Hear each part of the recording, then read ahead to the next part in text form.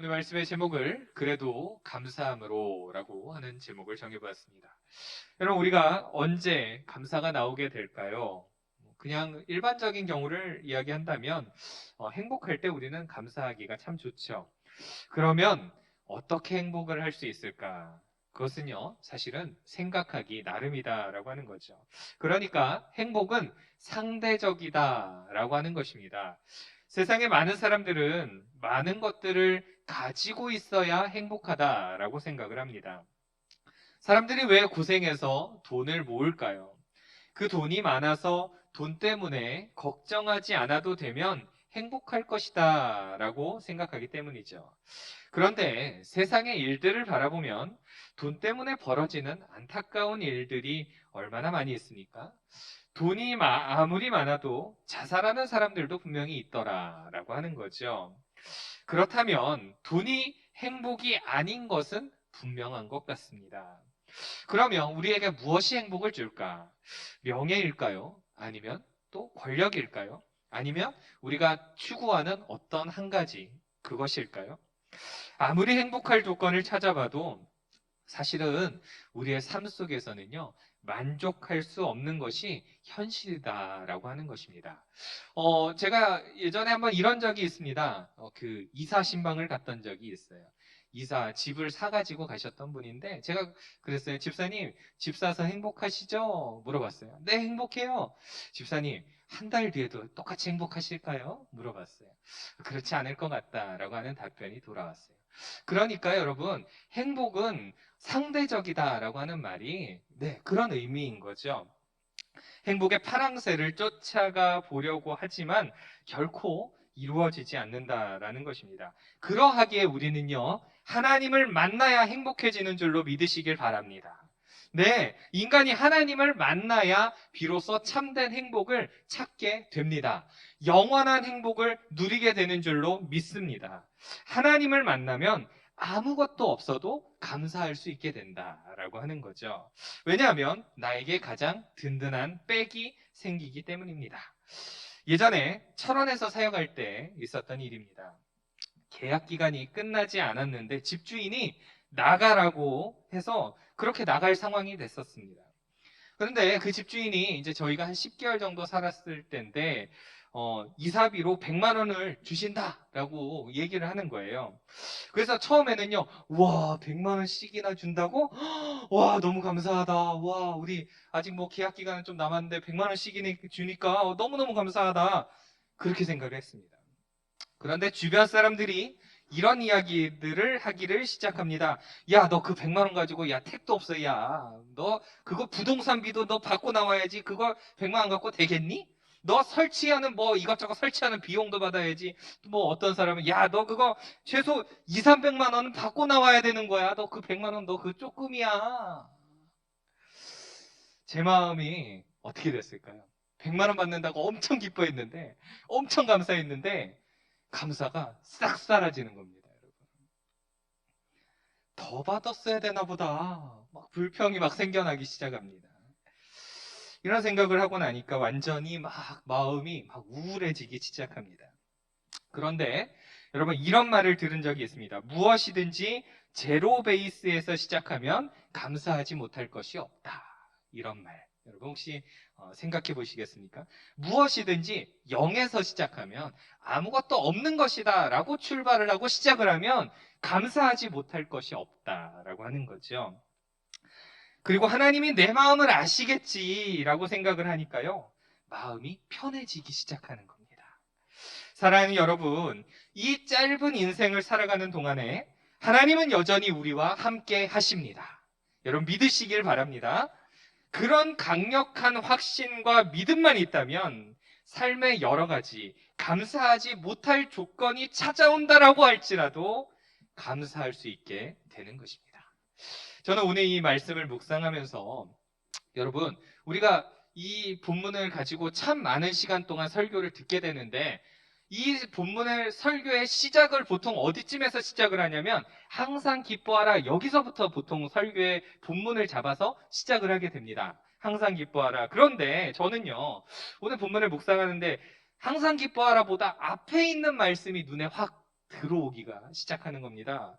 그래서 제가 15절부터 오늘 본문을 정했는데 우리 15절 한번 같이 한번 읽어보시겠습니까? 시작. 삼가 누가 누구에게든지 악을 갚지 말게 하고 서로 대하든지 모든 사람을 대하든지 항상 선을 따르라. 아멘. 여기 삼가라고 하는 단어, 뭐 여러분들도 잘 아는 단어죠. 뭐 장례식장 갈 때 뭐 표현한 단어이기도 한데 삼가. 그래서 이게 뭘까 궁금했습니다. 그래서 영어 성경을 봤더니 make sure that 이라고 표현되어 있는데 반드시 무엇 하다 이런 의미를 담고 있더라고요.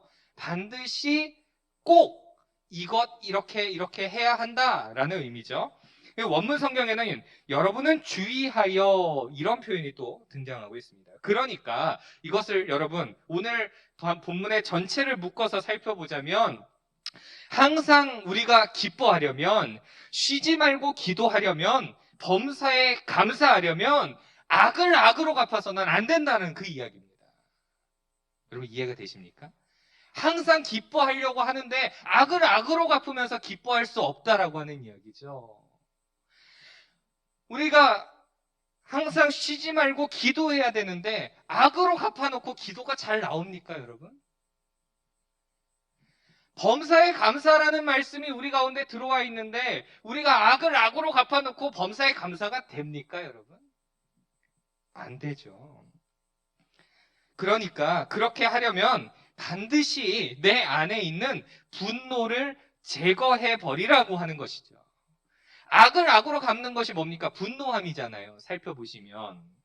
그 분노함을 제거해야 된다라는 거죠. 우리의 마음을 불행하게 만드는 것, 그 무언가의 본질을 찾아가 보면 그것에 대한 분노가 그 안에 담겨 있다라고 하는 겁니다. 그것이 사람이 되었든지 또 사물이 되었든지 마음의 어떤 상태가 되었든지 내 뜻대로 되지 못한 상황에 대한 분노가 가득 차 있는데 기뻐할 수가 없다라고 하는 거죠. 저는 오늘 본문에 있는 이 말씀들을 준비하다가 떠오르는 두 사람이 있었습니다. 첫 번째 사람은 이스라엘의 첫 번째 왕이었던 사울이라고 하는 사람이고 또 두 번째 사람은 우리가 잘 아는 고난의 대명사 하면 떠오르는 한 사람 누구죠? 욥이라고 하는 사람이죠. 이들의 인생이 어떻게 달라졌는지를 저는 좀 대조하면서 비교하면서 살펴보고 싶습니다.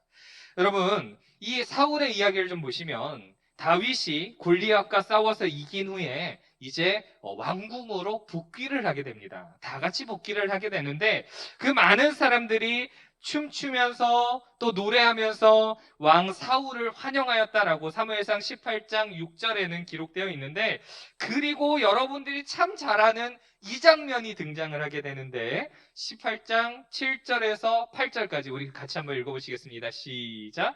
여인들이 뛰놀며 노래하여 이르되 죽인 자는 천천히요 다윗은 만만히로다 한지라. 사울이 그 말에 불쾌하여 심히 노하여 이르되 다윗에게는 만만을 돌리고 내게는 천천만 돌리니 그가 더 얻을 것이 나라 말고 무엇이냐 하고. 아멘. 여러분 저기 보니까 노란색 글씨에 사울이 그 말에 뭐 했다고요? 불쾌했다라고 표현해요. 그 다음에 심히 뭐 했다고요? 노하였다 이렇게 기록하죠. 분노함이 가득 차 있었어요. 사울은요 지금 이스라엘의 뭐죠? 왕입니다. 그런데 한낱 소년에 불과한 다윗을 바라보면서 비교의식이 가득 차 있게 된 겁니다. 왕 정도 되면 바랄 게 없을 만큼 행복할 것 같지 않습니까? 이 왕이라면 부족한 것이 무엇이 있겠습니까? 그럼에도 불구하고 비교의식이 그 안에 들어가니까 그 즉시 자기 자신을 불행하게 여기는 겁니다. 행복감이 완전히 사라졌어요. 저 말을 듣기 전까지 여러분 이 어떤 장면이었냐면 골리앗을 물리쳤잖아요. 얼마나 행복했겠어요. 위기가 지났잖아요. 그 절체절명의 위기, 나라가 사라질 뻔한 위기가 사라져서 얼마나 기뻤겠어요, 여러분. 막 개선 장군으로 들어오고 있는데 저 말을 듣자마자 분노가 차오른 거죠, 여러분. 불행하다는 생각이 드니까 행복할 방법을 찾는 겁니다. 그 방법이 뭐냐? 다윗을 죽이는 겁니다. 다윗이 죽어야 행복해진다 라고 생각을 하는 거죠. 그래서 다윗을 죽이기 위해서 이 사울이 일평생을 씁니다. 그러지 않습니까? 사울을 한번 떠올려 보시면 도대체 뭐가 부족하겠어요? 이 왕이. 부족함이 없음에도 불구하고 다윗을 죽이기 위해서 여기 사방 다윗이 나타났다 이 말만 들리면 그 다윗을 죽이려고 막 찾아가지 않습니까? 여러분, 세상 속에서 등장하는 방법이 바로 이런 거 아니겠습니까? 누군가를 죽이고 짓밟으면 행복해질 것이라고 착각하고 있죠. 그러나 오늘 본문 바로 앞에 있는 14절에 등장하는 말이 있습니다. 14절 끝자락에 보면 어떤 말이 등장하냐면 모든 사람에게 오래 참으라 이렇게 등장합니다. 악을 악으로 갚지 말고 오늘 보면 15절에 등장하는데 그 더 앞에 가면 모든 사람에게 어떻게 참으라고요? 오래 참으라. 그래야 행복할 수 있다 이 이야기입니다. 그래야 범사에 감사할 수 있다 이 이야기입니다, 여러분. 그 사람을 사랑의 눈으로 바라보아야 하는 것입니다. 그래야 감사할 수 있죠. 여러분, 모든 사람을 향해 오래 참으신 분 중에 최고를 찾는다면 여러분 누구겠습니까? 모든 사람을 대상으로 최고로 오래 참으신 분이 누구죠, 여러분? 누구실까요? 하나님이시죠, 그죠? 그리고 하나님이 보내신 아들 누구십니까, 여러분? 예수님이죠. 예수님이 능력이 없어서 십자가에서 죽으셨습니까, 여러분? 아니죠. 우리를 향하여서 오래 참으셨다라고 하는 것입니다. 하나님이 우리를 향해서 그렇게 오래 참으셨다라면 우리 또한 그것을 실천해야 될 줄로 믿습니다. 그러면 그 유익이 결국 누구한테 있을까요? 우리에게 돌아온다는 사실을 또한 믿으시기를 바랍니다. 하나님이 우리의 생각을 아시고 우리의 중심을 아시기 때문이죠. 그러하기에 저는요, 또 한 사람의 이야기를 좀 꺼내들고 싶습니다. 바로 욥이라고 하는 사람이죠. 사울과 좀 비교해서 생각을 해보시기 바랍니다. 욥은요, 누가 봐도 남부럽지 않은 그런 사람이었죠. 많은 재산과 아름다운 가정을 가지고 있었습니다. 하나님 앞에서도 신실했습니다. 어쩌면 사람들은 이렇게 얘기했을지도 모릅니다. 하나님을 잘 섬기니까 저렇게 복을 받는구나 라고 생각했을 것입니다. 그런데 그에게도 시련이 찾아왔죠. 자녀들이 다 죽었습니다. 그 많았던 재산들도 다 사라졌습니다. 이쯤 되면 누구라도 원망하지 않겠습니까? 하나님 살아계시면 어떻게 나한테 이러실 수 있어요? 이러지 않겠습니까? 그런데 그때 그가 이런 고백을 하죠. 욥기서 1장 21절의 말씀 우리 또 한번 같이 읽어보겠습니다. 시작. 이르되 내가 모태에서 알몸으로 나왔사온즉 또한 알몸이 그리로 돌아가올지라. 주시니도 여호와시요 거두시니도 여호와시오니 여호와의 이름이 찬송을 받으실지니이다 하고. 할렐루야. 여러분, 이게 제로 베이스입니다. 여러분. 이게 0에서 시작하는 겁니다. 여러분.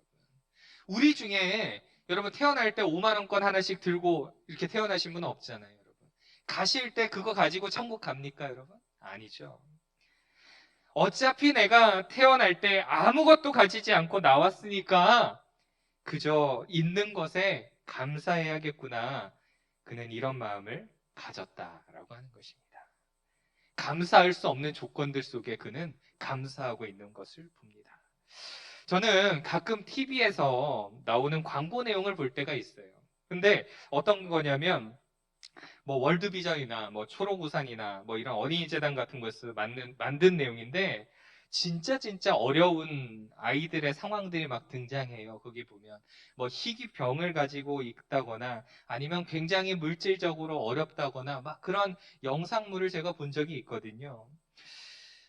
그러면 그 영상들을 보면서 참 너무 안타깝다라고 하는 느낌을 가지면서 또 한 가지는 뭐냐면 지금 내 아이가 살아있다라고 하는 것에 감사하게 되더라고요. 이 아이가 때로는요, 말을 안 들어서 막 속도 썩이고 쥐어받고 싶고 때로는 내다 버리고 싶고 여러분 그런 마음이 들다가도 그래 그저 건강하게 살아있다는 것이 정말 감사한 일이구나. 이런 것들을 느끼게 됩니다. 제가 아이가 어릴 때는 이런 적도 있어요. 막 혹시나 이거 숨을 안 쉬는 건 아닐까 하면서 막 코에다 손을 대보기도 하고 그랬던 적도 있습니다만, 여러분, 우리가 자녀를 향해서 화를 내게 될 때 우리는 하나님이 주시는 평안과 또 기쁨을 누릴 수 없게 된다라고 하는 거죠. 그러하기에 여러분, 왼수 같은 남편도 살아있으니 감사하시길 바랍니다. 여러분, 속 썩이는 아내도 그래도 내 옆에 있으니 감사하시길 바랍니다. 내 자녀가 내 생각만큼 움직여주지 않아도 그냥 그 자리에 있다라는 것만으로도 여러분 감사하시길 바랍니다. 여러분, 주변 사람들과의 관계도 마찬가지죠. 그러하기에 우리는 욥의 또 다른 고백을 주목해 볼 필요가 있습니다. 욥기서 23장 10절에 이런 말씀이 있습니다. 다 아시는 말씀이죠? 같이 또 읽어보겠습니다. 시작. 그러나 내가 가는 길을 그가 아시나니 그가 나를 단련하신 후에는 내가 순금같이 되어 나오리라. 아멘. 그러나 내가 가는 길을 그가 아신다라고 표현되어져 있죠, 여러분. 제가 그래서 이걸 또 찾아봤습니다. 아신다, 이게 뭘까? 그랬더니 우리 담임 목사님의 설교를 통해서도 들었던 그 야다라고 하는 단어가 바로 여기에도 쓰이고 있더라고요. 그러니까 여러분, 설교 말씀을 들으셨던 분들은 분명히 기억하시겠지만 부부가 가장 깊은 내면까지 아는 것처럼 하나님이 우리를 그렇게 아신다, 이 말인 겁니다, 여러분. 그러니까 우리가 어떤 상황에 있던지 간에 하나님이요, 우리의 내면의 가장 깊은 그곳까지도 다 아신다라고 하는 거죠. 그런 하나님이 우리와 동행하고 계십니다. 그런 하나님이 계시기에 그 어려운 상황들이 지나가면 순금같이 된다라고 하는 거죠. 이 순금같이 된다는 것이 무엇일까요, 여러분? 어떠한 상황에서도 감사할 조건을 찾을 수 있을 만큼 성숙한 신앙인이 되는 것 아니겠습니까, 여러분? 욥은 이런 고난들 속에서도 감사의 조건을 찾으려고 애를 쓰는 모습을 보게 됩니다. 진짜 감사하지 못할 최악의 조건을 여러분 맞이하게 될 때, 그때 우리는 무엇을 감사해야 될까요? 여전히 하나님이 살아계시고 내가 그 하나님을 아버지라고 부를 수 있고 내가 짧은 인생을 마치고 나면 영원한 천국에 갈 수 있다라고 하는 이런 것들에도 감사할 수 있는 우리 모두가 되어지길 소망합니다. 여러분, 이것이 바로 하나님의 뜻입니다. 오늘 본문의 마지막 끝자락에 보시면 범사에 감사하라, 그 다음에 이것이 그리스도 예수 안에서 너희를 향하신 하나님의 뜻이니라, 이렇게 기록을 하고 있습니다. 예수 믿지 않는 사람들은요, 이런 것이 없죠. 그러니까 이 세상의 삶이 끝이라고 생각을 하죠. 그러니까 절대 손해보면 안 된다라고 생각을 하면서 악을 악으로 갚으면서 마음속에 행복도 없으면서 범사에 감사할 수도 없으면서 그렇게 살아가고 있지 않습니까, 여러분? 그러나 우리는 천국에 대한 소망이 있는 줄로 믿습니다. 천국에 대한 소망이 있으니까요, 우리는 항상 기뻐할 수 있습니다. 천국에 대한 소망이 있으니까 우리는 쉬지 않고 기도할 수 있습니다. 천국에 대한 소망이 있으니까 그 감사함 때문에 모든 범사에 감사할 수 있게 됩니다. 여러분, 우리는 더욱 성숙한 신앙인의 모습이 되어지기를 소망합니다. 어떠한 상황에서든지 감사할 수 있는 믿음. 여러분, 이것을 우리 모두가 소유하셔서 날마다 하루하루의 삶이 감사가 흘러넘치고 그렇게 하나님 앞에 설 때까지 우리가 감사함으로 나아갈 수 있는 저와 여러분 모두가 되어지기를 간절히 소망합니다. 기도하겠습니다.